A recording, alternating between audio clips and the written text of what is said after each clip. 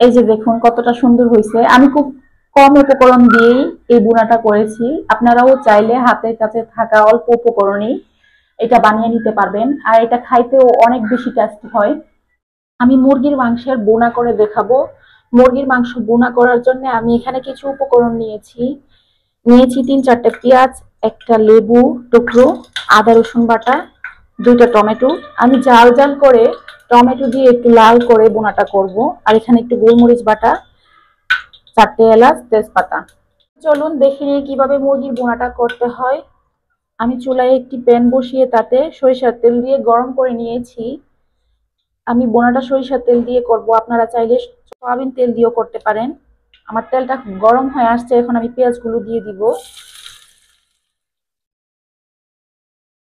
সাথে তেজপাতা দিয়ে দিচ্ছি, আর দিয়ে দিচ্ছি এলাচগুলো।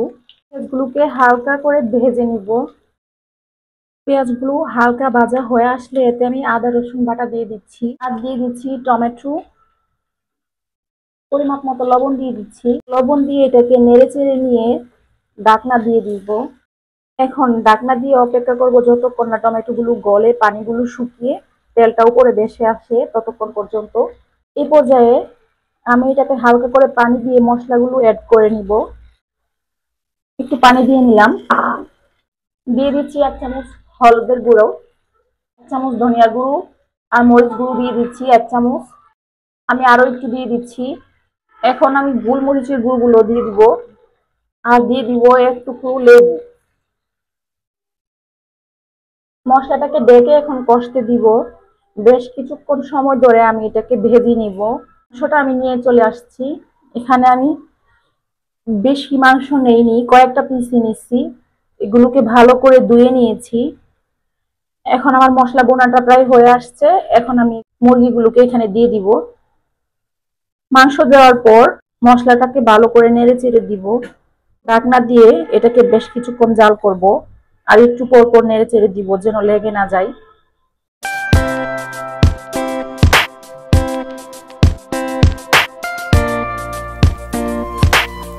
এই পর্যায়ে আমি একটু পানি দিয়ে নিব যেন মাংসগুলো সিদ্ধ হয়ে আসে ভালো করে।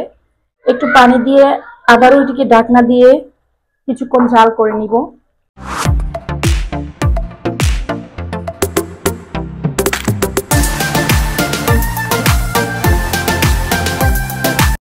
মুরগির বোনাটা এরকম পর্যায়ে চলে আসলে আমি এতে জিরা গুঁড়ো দিয়ে দিচ্ছি।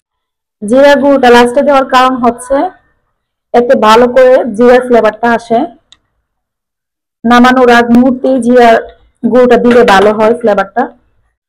আমার মাংসটা প্রায় হয়ে আসছে, আর 2 মিনিটের মতো জাল করে তারপর আমি আপনাদের দেখিয়ে দিচ্ছি যে এটা কতটা সুন্দর হয়েছে।